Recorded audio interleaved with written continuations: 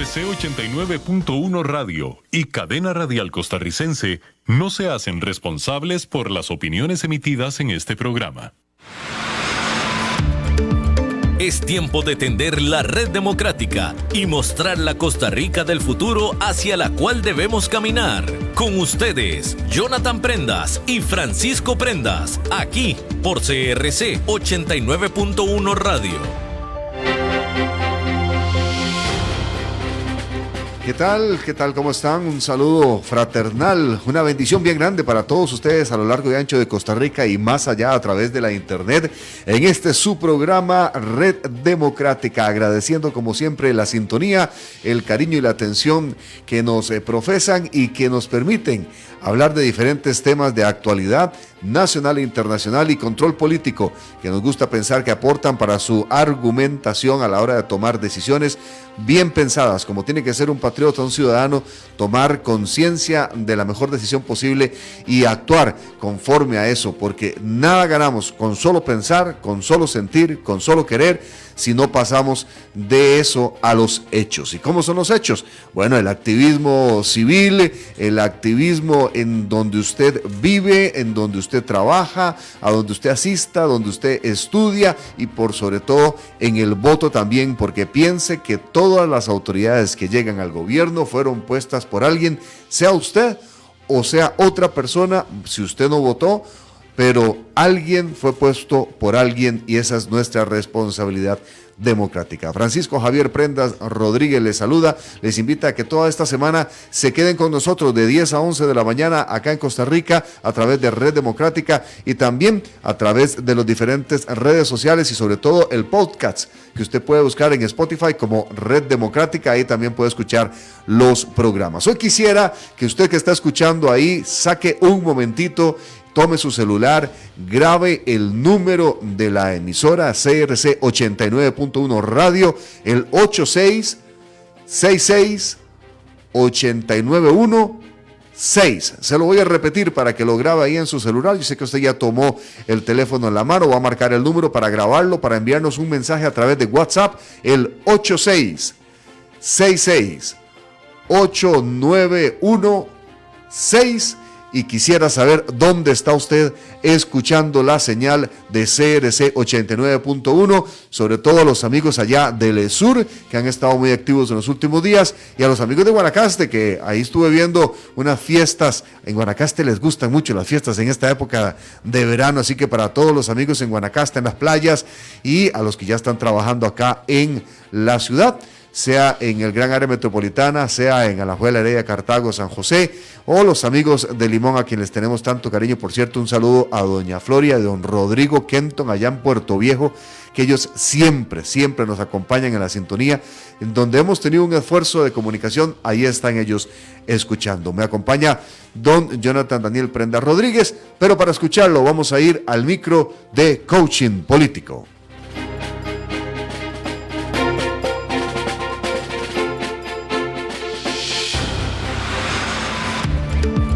Red Democrática presenta Coaching Político. Muy buenos días, Jonathan Prendas les saluda a esta hora. A propósito del señalamiento de la Unión Europea que tiene a Costa Rica en una lista de países fiscalmente vulnerables, debo señalar que la principal lección aprendida en el proceso de incorporación legislativa a la OCDE es que el modelo internacional, por lo menos en esta entidad, habla de que lo principal es tener un marco de acción, no es una orden rígida lo que estos organismos realizan para un país. Ese formato es igual en la Unión Europea. Por eso no hay que crear malas interpretaciones de la ruta a seguir con este tema. Es decir, hay que saber leer lo que se solicita internacionalmente, pues habitualmente se refiere a mejores prácticas, no a poner candados específicos en puertas concretas. Así las cosas, salir de la lista europea no tiene una sola ruta a seguir, puede tener una receta creativa, particular y criolla, que haga que se den claras intenciones de mejorar a nivel internacional de los controles que fiscalmente en Costa Rica todavía están vulnerables. Esa ha sido la cápsula muy concreta y muy específica de Coaching Político del día de hoy. Vamos de una vez con Coaching Tecnológico con Francisco Prendas Rodríguez. En Red Democrática hablamos las cosas como son. Así es, y hoy quise dedicar este espacio, que normalmente lo dedicamos a la tecnología, para hablar de algo que va de la mano y que en este tiempo es vital, y es el tema del emprendimiento. Y quiero señalar brevemente 7 maneras en que los gobiernos podrían fomentar el emprendimiento. El emprendimiento desempeña un papel vital en el impulso del crecimiento económico y la creación del empleo. Es el motor que impulsa la innovación, genera nuevas empresas y aporta nuevos productos y servicios al mercado. Crear y dirigir una empresa puede ser todo un reto. Los emprendedores suelen tener dificultades para acceder a financiación, sortear normativas complejas y adquirir las capacidades y los conocimientos necesarios.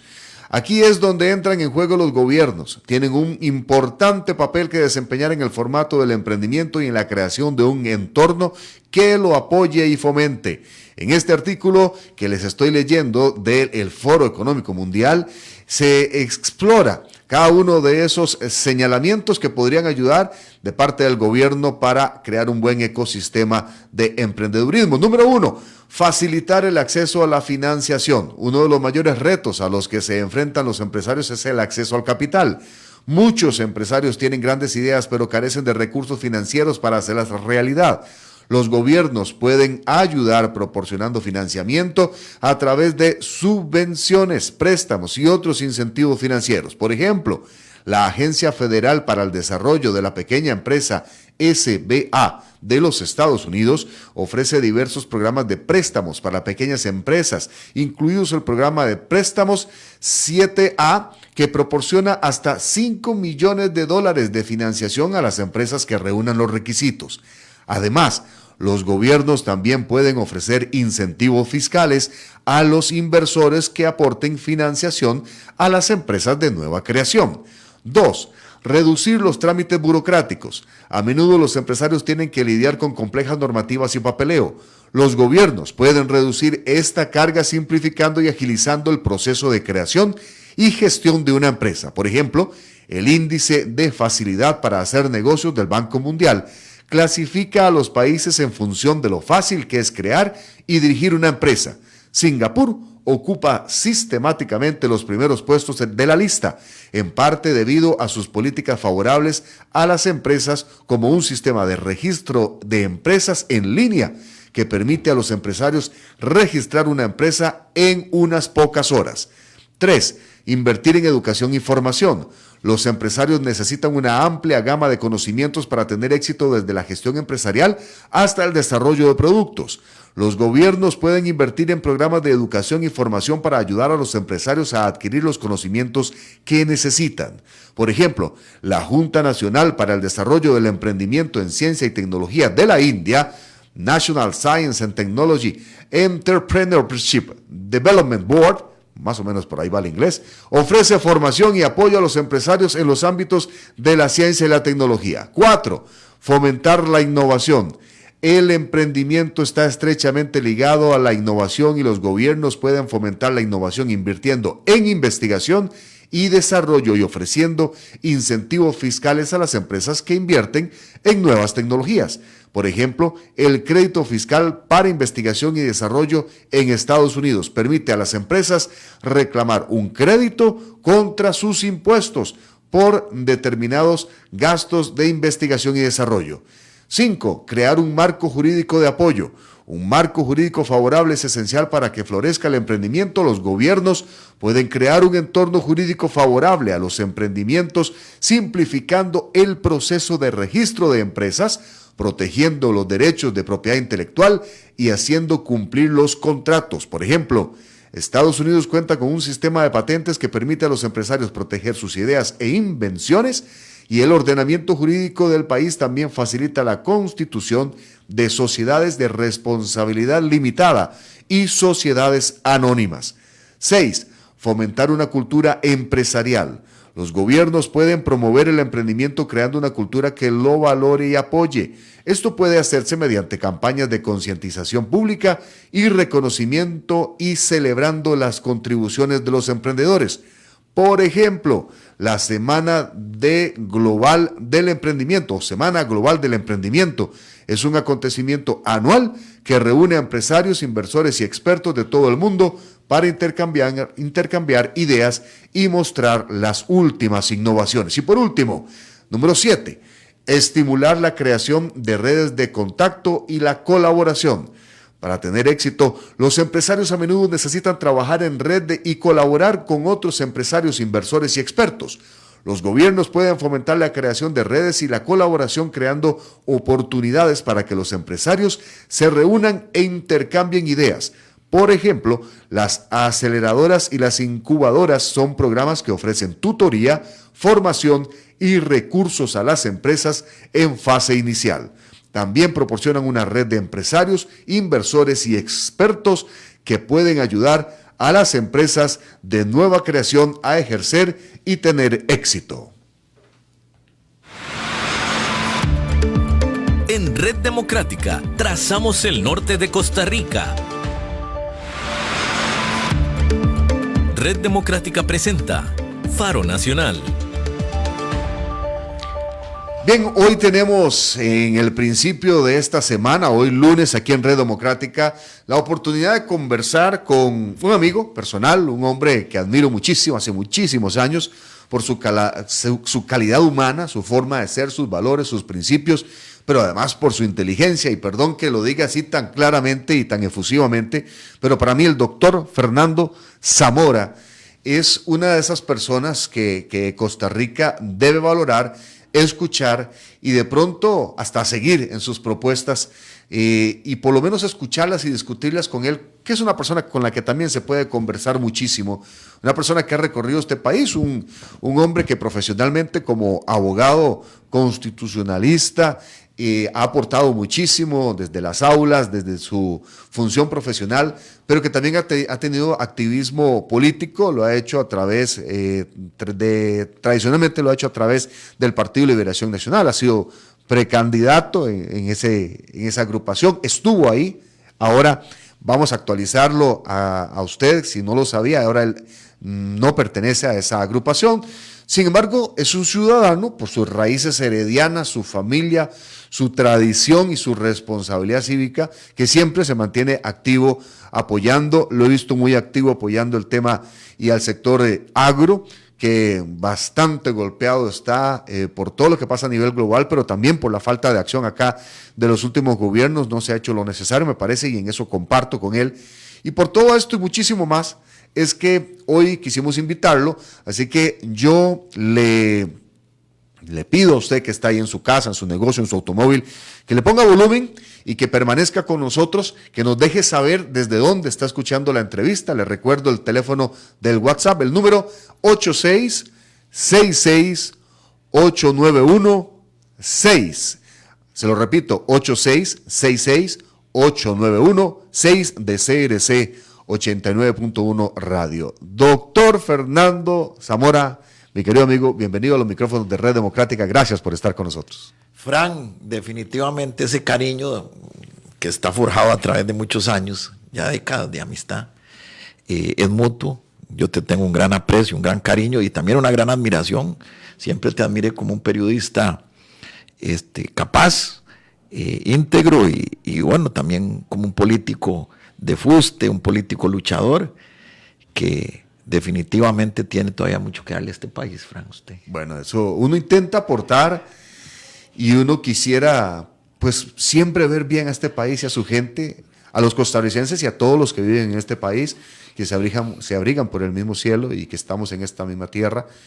Pero la verdad, doctor, y para entrar en materia de una forma general, yo creo que son tiempos de mucha incertidumbre, de muchos temas pendientes sobre la mesa, de una duda general sobre cómo debe llevarse el país, sobre todo porque, y lo hemos hablado en estos micrófonos con diferentes especialistas, hace muchos años se ha venido perdiendo la visión y el norte. Es como si navegáramos sin un norte seguro de un buen puerto. Un día de estos decían por acá, se agotó el pacto social de la Segunda República y creo que ahí puedes aportar mucho desde lo que en su momento hizo Liberación Nacional. Y hemos caído en una globalización en la que más a veces sentimos que nos dan vuelta y nos enredan y nos confunden e intentamos sobrevivir, que en lugar de eso ser nosotros un país punta de lanza hacia adelante, forjador, ¿verdad? Pareciera como que intentamos sobrevivir en todo el mar de las naciones a ser protagonistas en ese mar de naciones. No sé cómo lo ves vos, pero quisiera escuchar tu opinión. Sí, bueno, en realidad, Francisco, yo he venido muy preocupado en los últimos años. De hecho, mi último libro, yo tengo una especial vocación por escribir, vos lo conoces.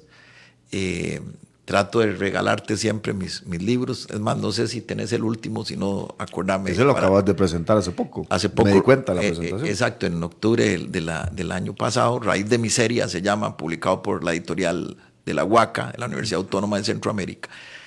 Y recordame dártelo ahora, si aún no lo tenés. Ahí anda un ejemplar.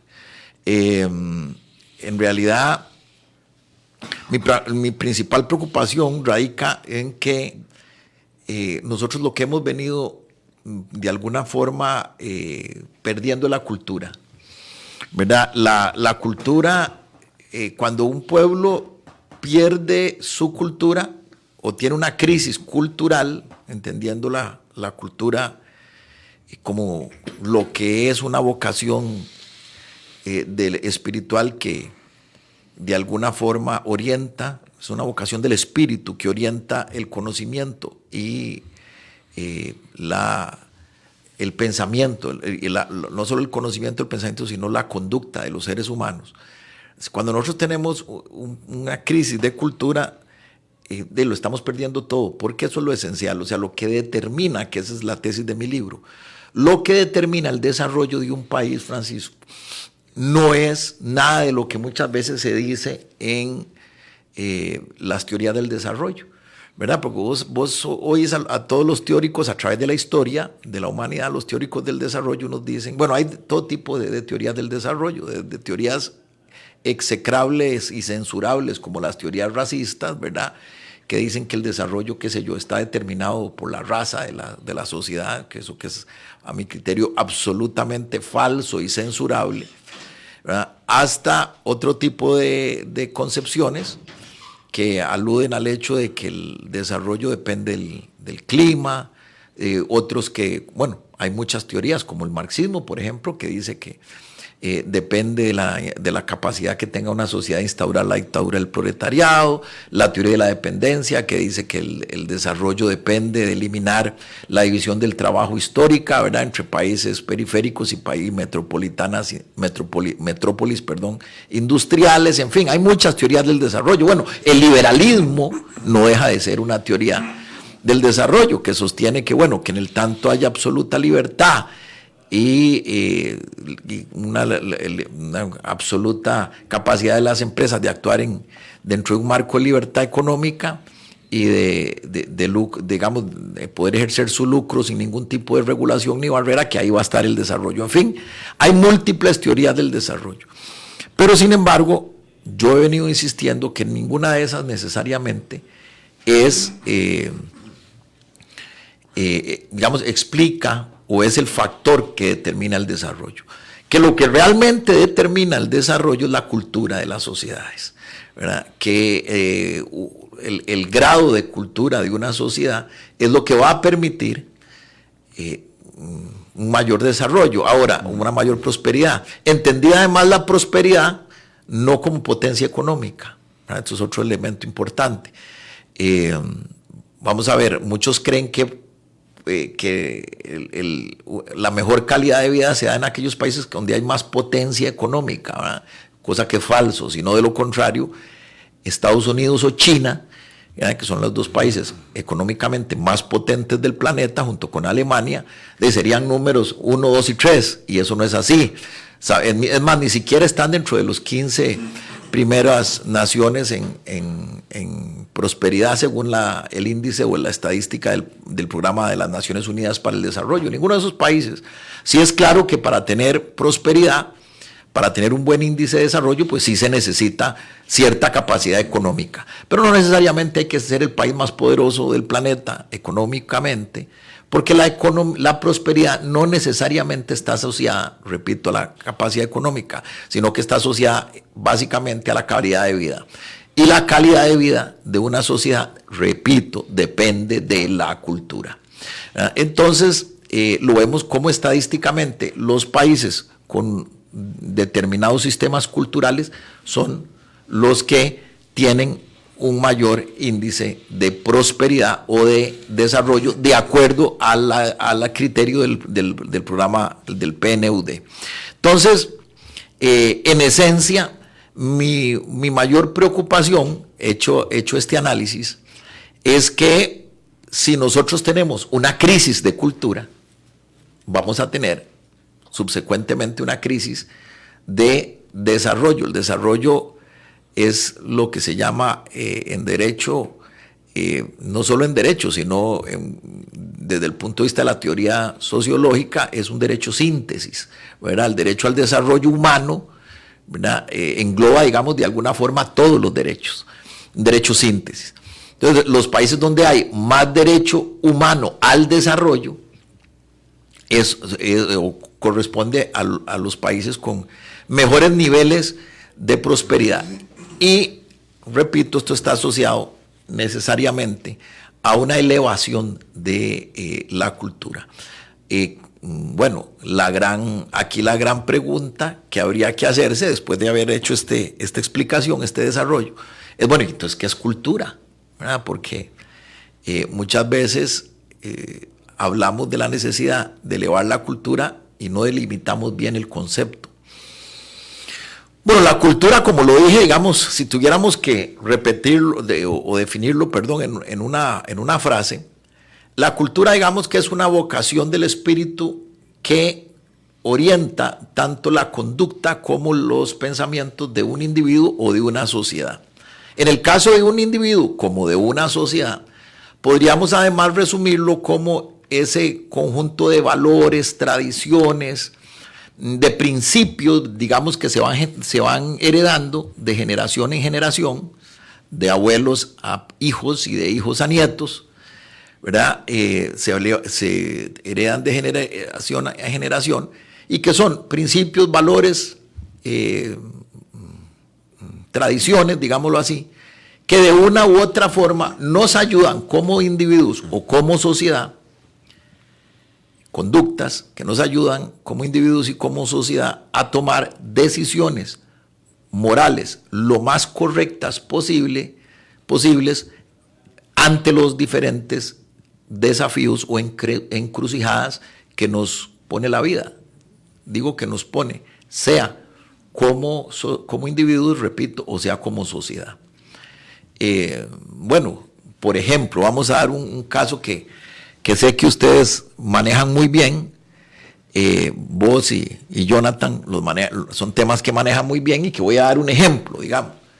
El tema del caso del aborto, que es un tema que es tan traído siempre, tan polémico. Bueno, un tema como el del aborto, tanto a nivel individual como a nivel de sociedad, ¿qué hacer frente al aborto? ¿Verdad? Es una decisión o una encrucijada, un desafío, cuando se presenta el desafío, en el cual esos valores, principios, costumbres heredadas, ¿verdad? Pero sobre todo, como te repito, valores y principios heredados de generación en generación, nos van a ayudar, que es parte de esas bases o fundamentos culturales, nos van a ayudar a tomar una decisión frente a un tema como ese. Estoy dando ese tema como un ejemplo.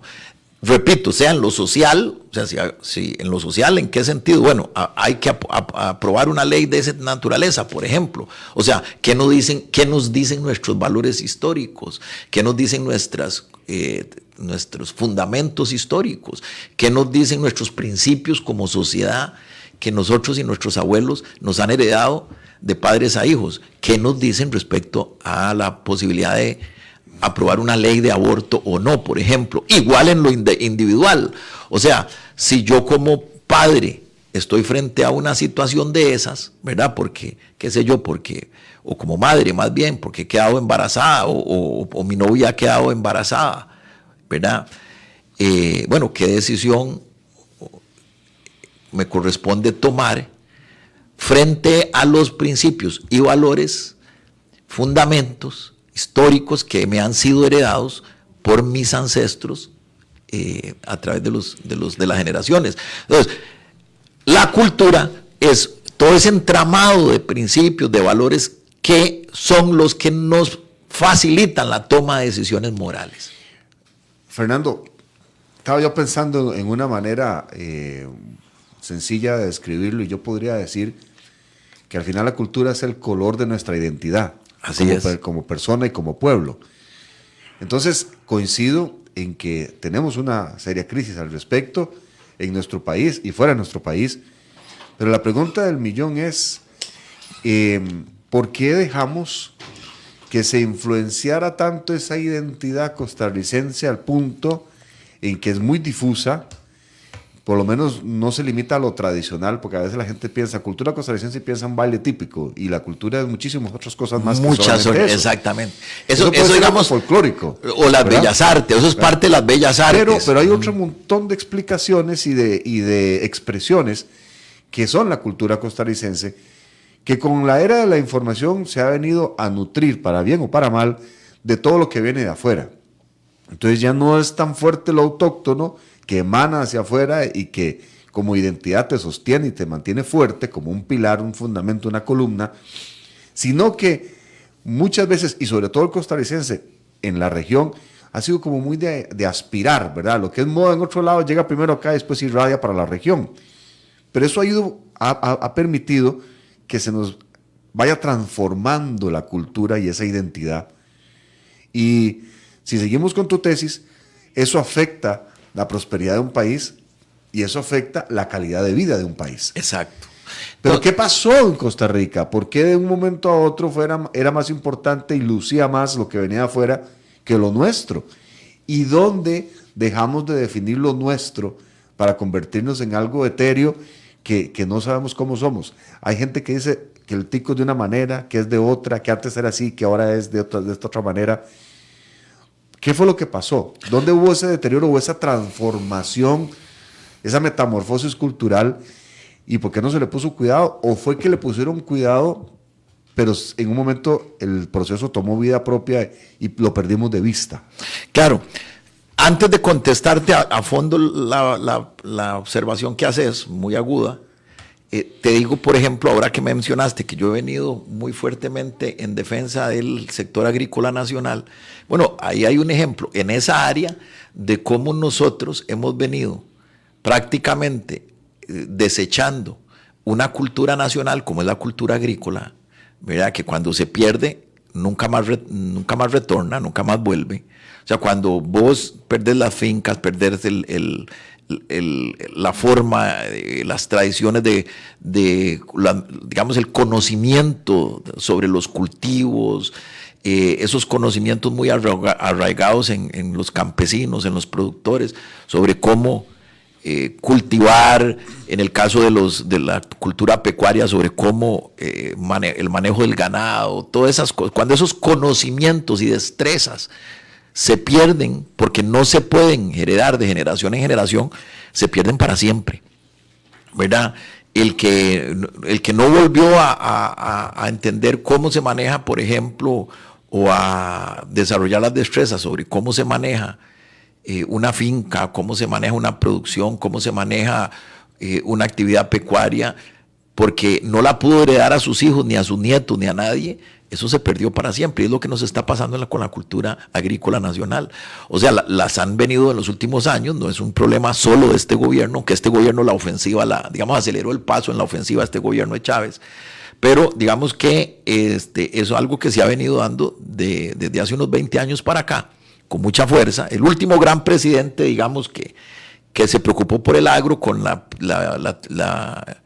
el programa de reconversión agrícola fue Luis Alberto Monge, con aquel famoso programa los que peinamos algunos años con unas canas, recordaremos aquel famoso programa Volvamos a la Tierra, donde él planteaba la reconversión agrícola. Bueno, ese fue el último, digamos, impulso a la cultura agrícola nacional, ¿verdad? Pero digamos que con el desmantelamiento, ha venido a través de los años un desmantelamiento progresivo de toda la actividad agraria, eliminación de las juntas rurales de crédito, la eliminación de la asistencia técnica, prácticamente la desaparición del CNP como una entidad que cumplía las funciones para las que originalmente había sido creada, en fin.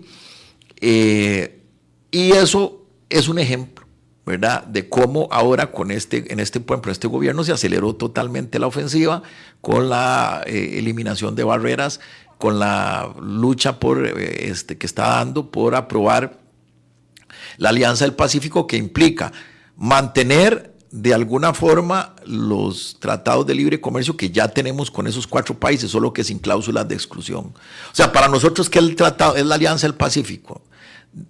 Simplemente un retroceso. ¿Por qué? Porque la Alianza del Pacífico, digamos, es un tratado de libre comercio con 4 países, básicamente, que son los suscriptores de la alianza: Colombia, México, Chile y Perú.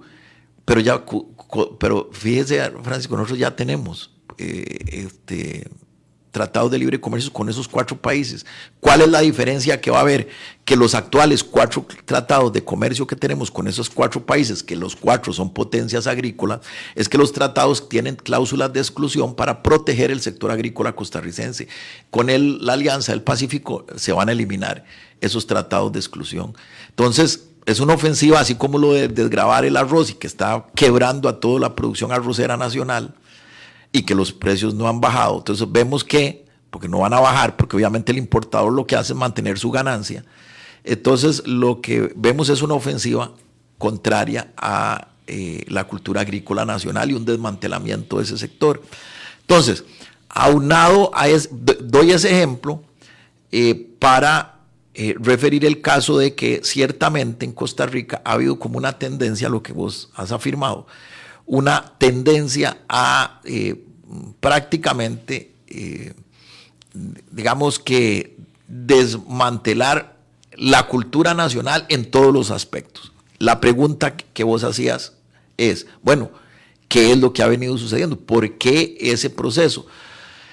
Yo lo atribuiría, Francisco, básicamente lo atribuiría a lo que hemos venido llamando un proceso de entronización, sobre todo en los países desarrollados.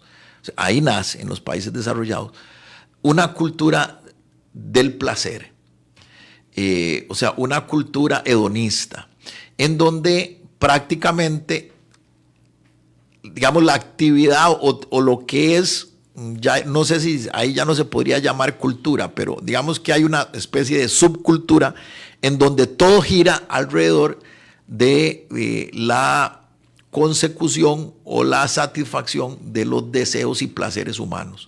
O sea, ya se sustituye, digamos, cosas como la ética del trabajo, la ética del esfuerzo, y entonces se sustituye la ética del esfuerzo, la ética del trabajo, la ética del ahorro, la disciplina, por una cosmovisión, digámoslo así, en esos países desarrollados, una cosmovisión centrada en el placer hedonista, en el consumo ya, en el consumo inmediato, en lo que Zygmunt Bauman llamaba las sociedades líquidas.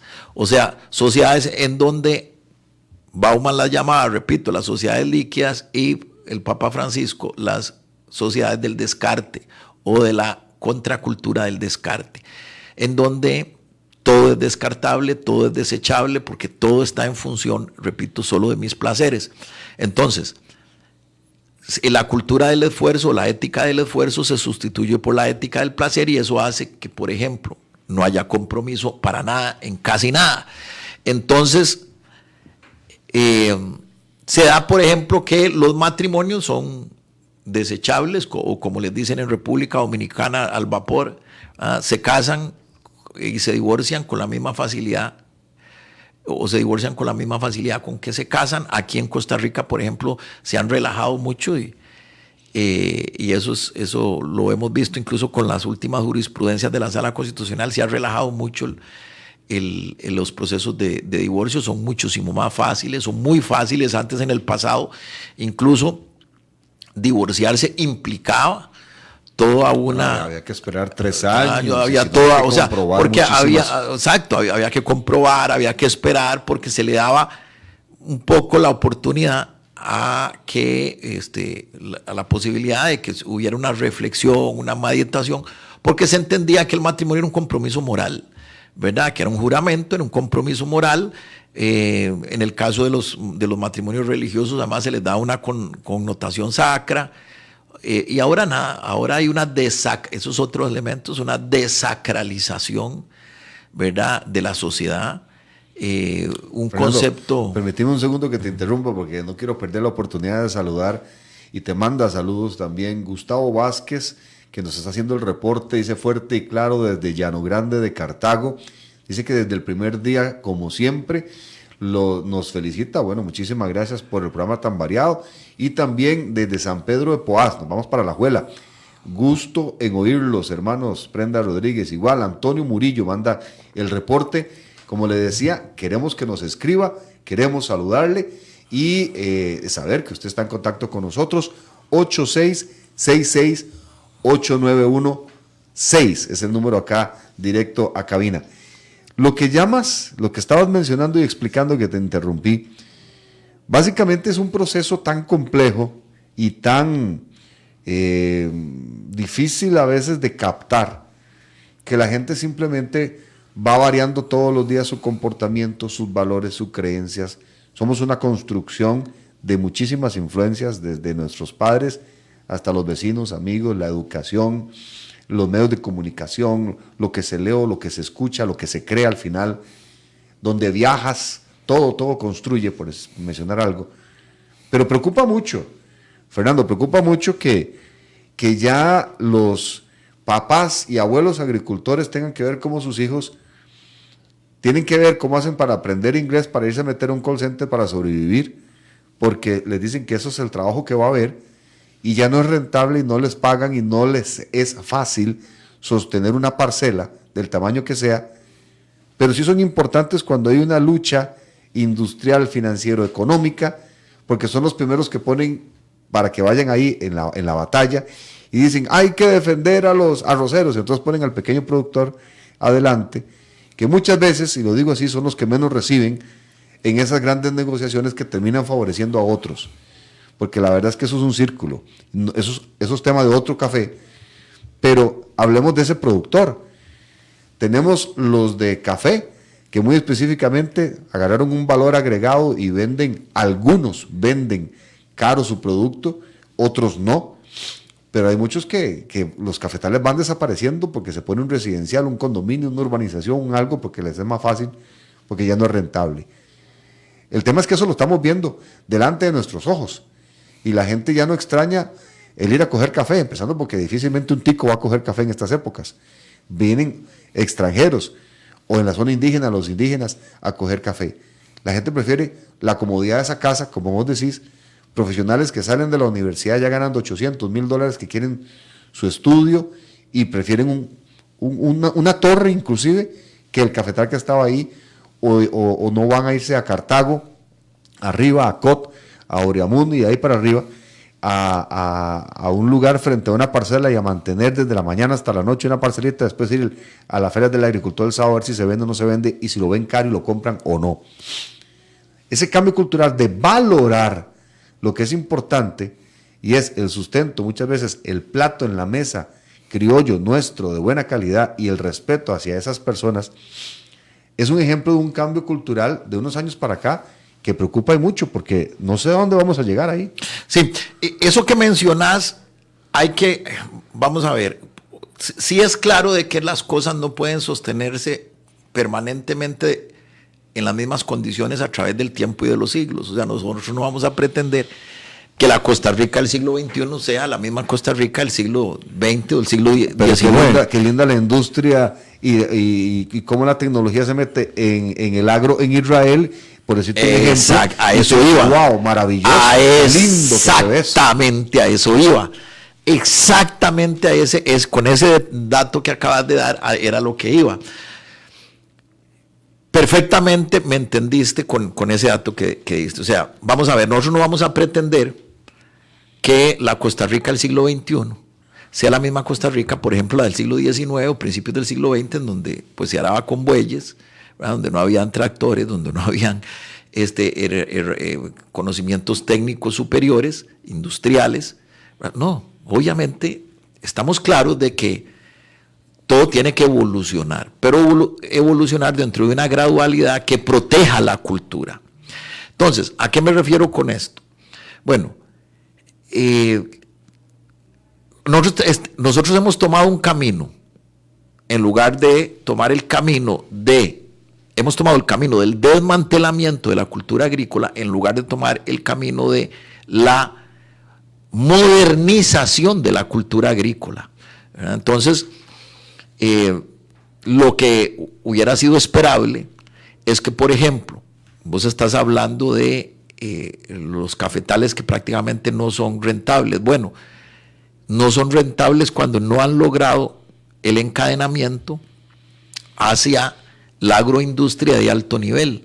Pero vieras que en regiones como Los Santos, como Pérez Celedón, el café no solo sigue siendo rentable, sino es muy rentable, y no solo eso, es una actividad que ha protegido en esas regiones el entorno sociocultural histórico del café. Y genera toda una identidad en la zona. Donde genera una identidad, donde la gente vive con prosperidad, donde la gente vive orgullosa de sus raíces. Y el quintal se lo compran en Tokio, carísimo. Exactamente, donde han conservado sus raíces, en donde la gente, donde obviamente no han desmantelado la actividad de la cual se sustentaron sus abuelos, sus padres, y la están diversificando. Ahora con turismo, uno va a Los Santos y hay cafeterías con todas las marcas de café donde los turistas llegan y disfrutan de ese entorno productivo y, repito, y cultural. Y entonces eso, lo que ahí vemos es un adecuado manejo de el desarrollo agrícola y la evolución agrícola hacia una, tecnificación y sofisticación agroindustrial. Ahí tenemos que aportar el tema. Vamos a poner otro ejemplo muy sencillo. Uso de drones, que son los nuevos bueyes de ahora, sí, ¿verdad? Y otro, moléculas, que usted y yo sabemos que tienen décadas. Hay décadas. Hay un conocido. De que no se mejora el tema. No, me parece que hay un conocido, creo que debes conocerlo. Hay un amigo mío, se llama Daniel Piedra, que vive en Canadá. Él está trayendo a Costa Rica una tecnología muy interesante de fertilizantes a través de la nanotecnología. Entonces vieras que es un fertilizante, según lo que entendí, porque él me lo explicó. Por supuesto que yo no soy neófito en ese tema, pero él me explicaba, porque él sí me dio pues una breve lección del tema, porque yo lo ayudé ahí un poco en cierta asesoría legal del tema. Entonces él me explicaba, son unos fertilizantes, Francisco, que los produce Canadá. El fertilizante es pequeñito, se puede, es más, en un envase de agua pequeño como que para los que nos están viendo lo pueden ver, te caben varias partículas. Esas partículas diluidas, si no mal recuerdo, en agua o en un líquido, no recuerdo si era agua o algún tipo de líquido, con esa dilución daba, o sea, las iba diluyendo, las partículas, como unas pastillas, las iba diluyendo en agua y daba para fertilizar muchas hectáreas a un precio muy bajo, casi fertilizantes ambientalmente muy amigables, y en donde vos podías perfectamente, con poquísimas partículas de esas pastillas, fertilizar de una forma además muy económica y muy eficiente muchas hectáreas de cultivos.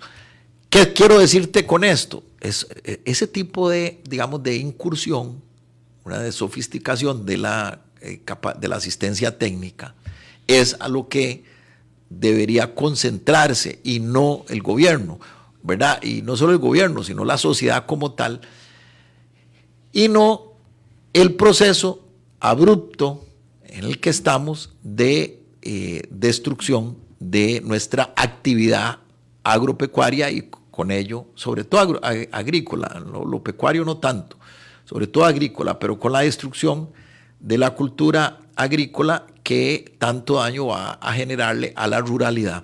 Recordemos otra cosa, además, aunque nos hemos entrado, el programa lo hemos entrado en ese tema, pero ya para terminar ese punto de lo agrícola, recordaba Francisco que en la pandemia, ¿qué fue lo que nos sostuvo?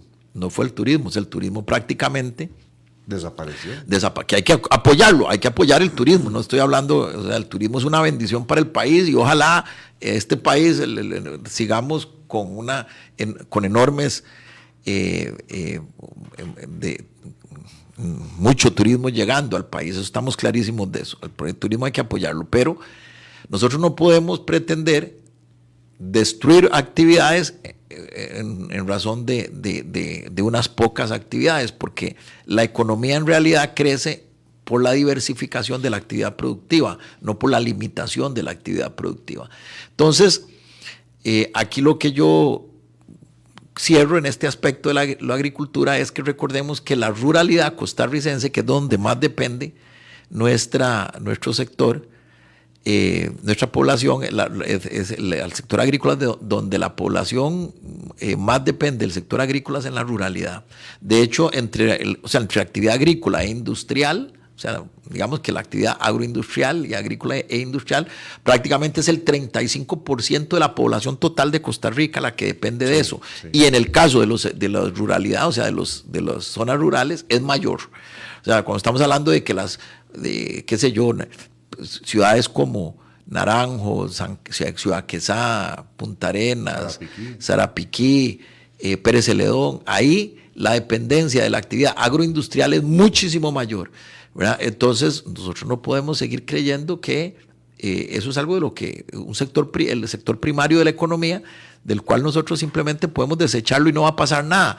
La pandemia fue un ejemplo de la importancia vital, ¿verdad?, de la actividad agroindustrial para sostener la economía costarricense. Fernando, empezamos hablando de cultura, dimos el ejemplo de la parte agro, pero me gustaría ir cerrando el programa, que nos queda poco tiempo, con una reflexión de por dónde vamos en el tema cultural. Se ha dicho que Costa Rica es conservador, ¿verdad?, que todavía se manifiesta conservador, y a partir de ahí un montón de aristas, porque mencionabas el tema del aborto, que es toda una discusión, el tema de la cannabis, de la legalización de otras drogas.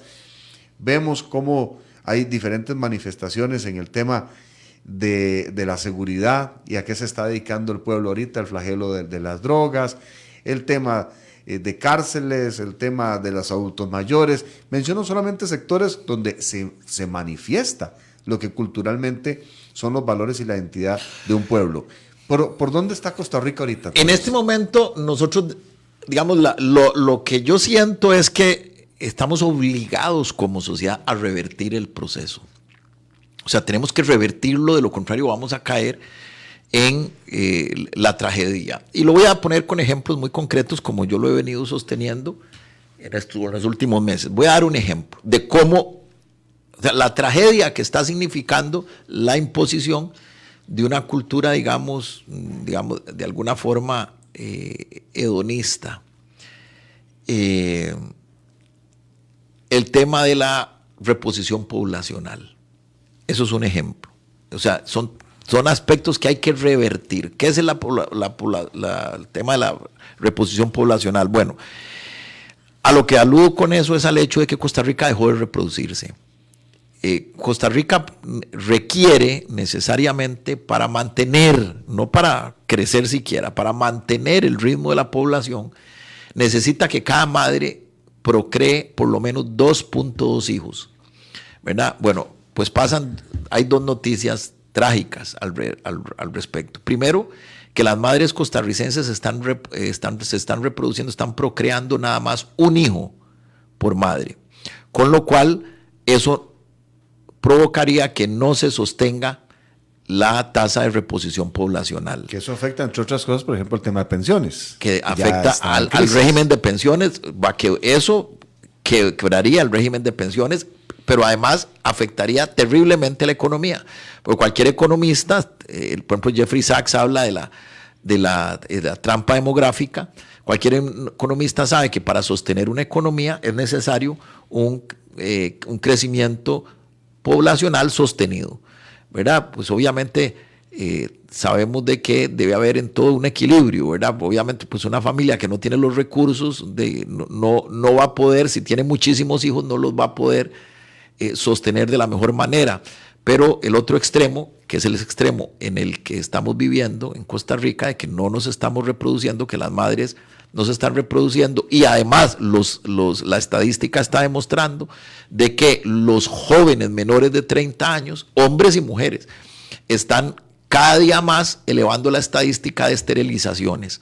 O sea, en el caso de los hombres, las famosas vasectomías, y en el caso de las jóvenes, hay cada vez más, o los hombres cada vez más menores de 30 años pidiendo vasectomías, ¿verdad?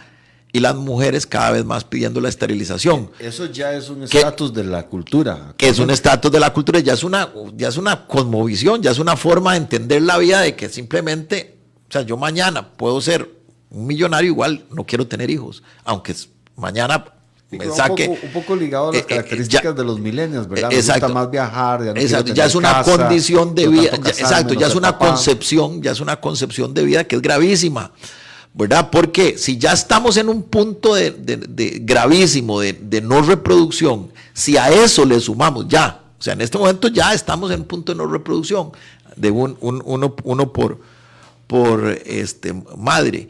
Si ya estamos en un punto de no reproducción y a eso le sumamos que además el asunto se está agravando porque cada vez más jóvenes piden la esterilización, tanto hombres como mujeres, estamos hablando que la situación es a futuro, la situación económica es dramática para el país. Y la situación cultural, además, la situación económica y la situación cultural. Entonces, la respuesta a tu pregunta, la situación cultural, porque donde no se reproduce una sociedad, pues no hay identidad, ¿verdad? La identidad cultural del país deja de ser, ¿verdad? Y entonces esas sociedades terminan siendo sociedades, digamos, yo le llamo así como sociedades al estilo Babel, ¿verdad? En donde cada quien habla un idioma diferente, porque entonces todo se tiene que importar, las identidades son importadas también, y al final se pierde la identidad cultural primigenia y fundadora. Me preocupa mucho que la identidad termine siendo un rompecabezas de piezas que no se llevan unas con otras. Que tiende a suceder eso siempre. Y donde el individuo está por encima de la colectividad, claro, y no se interrelaciona. Todas las sociedades que decaen, esa es la razón por la que las sociedades decaen y las grandes sociedades, bueno, Roma y las sociedades que en algún momento fueron prósperas, terminan arruinadas precisamente por un problema de que pierden su identidad. Tenemos que terminar, Fernando, pero hay que revertir ese proceso. Me quedo con ese comentario. Hay que revertir el proceso degenerativo de la identidad que afecta a nuestra cultura. En todos los aspectos. En esa área, por ejemplo, de la que hablábamos, ¿cómo? Bueno, fortaleciendo y retomando los valores de la paternidad, por ejemplo. Por ejemplo. Es un ejemplo y lo dejamos ahí. Y se lo digo específicamente con un saludo directamente a un amigo, no nos puso el nombre, dice, bonito tema hoy, estoy cogiendo café mientras los escucho. Mi papá tuvo bueyes. Yo tengo 67 años. No nos puso el nombre, pero le mandamos un saludo. Y también dice en sintonía desde San Pedro de Montes de Oca, con un país Cuando un país no siembra lo que consume, es un país pobre. Lo dice Rocío Soto, nos lo envió aquí al WhatsApp de cabina. Nosotros nos vamos, Fernando, muchísimas gracias. A vos las gracias. Espero que vuelvas por acá a los micrófonos de Red Democrática.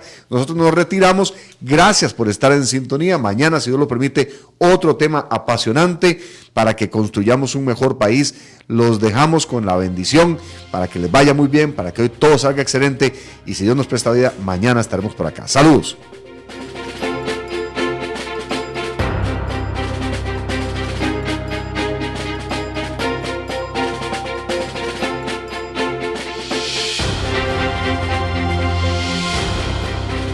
Esto ha sido todo por hoy en Red Democrática.